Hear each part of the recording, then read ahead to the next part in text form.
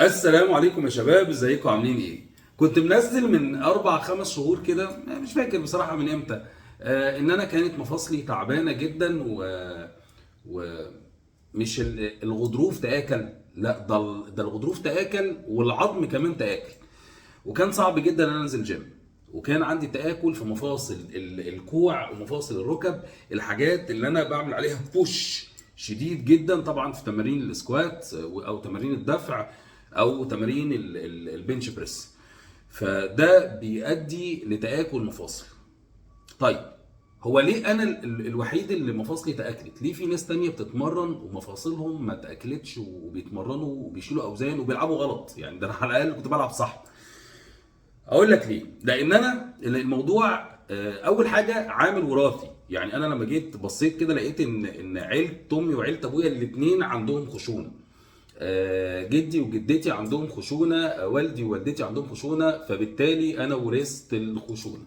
وناس تورث مصانع وعزب وعمارات واراضي، وانا اورث خشونه وضغط. الحمد لله على كل الحمد لله على كل حال.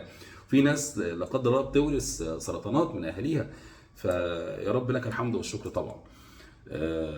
وفي حاجه تانية، ان انا بلعب جيم او بزق اوزان بقالي 25 سنه، وجسمك اصلا مش مهيأ على الرياضات العنيفه.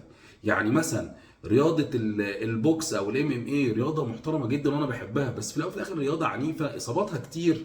معظم اللاعبين المحترفين اللي فيها تعرضوا لاصابات كبيره جدا.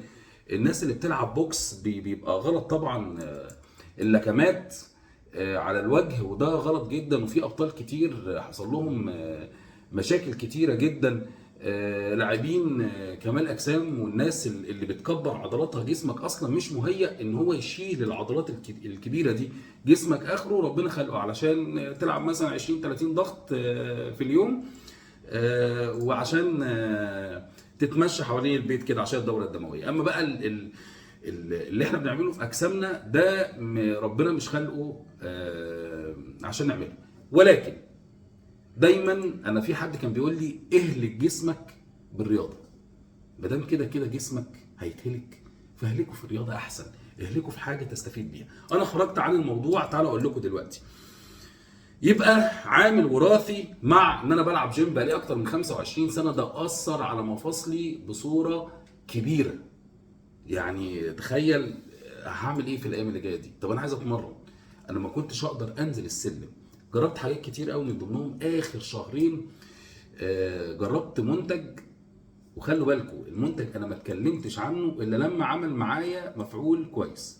هو الموف ايزي من اورجانيك نيشن. خلوا بالكم يا جماعه ان المكملات الغذائيه الخاصه بالمفاصل مش رخيصه خالص، لا غاليه. وفي اغلى من المنتج ده بمراحل. هو المنتج ده سعره 525 جنيه، بس لو هسيب لك موقع اول كومنت، لو طلبته من الموقع ودخلت برومو كود الخصم اللي هتلاقيه اسمه رامي 10، دخلت برومو كود رامي 10، وكمان الشحن هيبقى مجانا يعني، فهتلاقي نفسك موفر حاجه كويسه. ما علينا يعني. استخدمته حتى قبل ما ينزل السوق، جالي واستخدمته كويس جدا. ممكن تستخدمه لو انت عندك مشاكل في المفاصل، وهيكون استخدامه 4 حبات في اليوم، 2 الصبح و2 بالليل. اما لو انت عايز تحافظ على مفاصلك، احافظ ازاي؟ تحافظ على مفاصلك.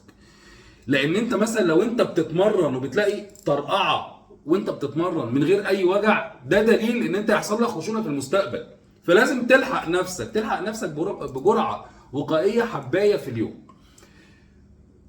ولو مش عايز تجيب ده، ممكن تنزل الصيدليه تجيب اي نوع داعم للمفاصل، ولكن خلي بالك غاليين قوي، كلهم غاليين. حتى المنتجات اللي بتتباع في الصيدليات بتبقى غاليه جدا. صدقني لو انت عندك مشاكل في المفاصل، ما عندكش مشاكل في المفاصل، لازم تستخدم حاجه داعمه للمفاصل. زي ما بنستخدم كده فيتامينز، دي حاجه زي فيتامينز للمفاصل.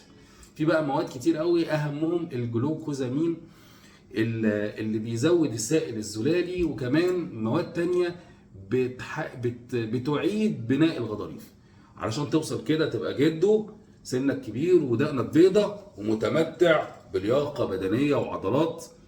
كان معاكم رامي عادل، السلام عليكم.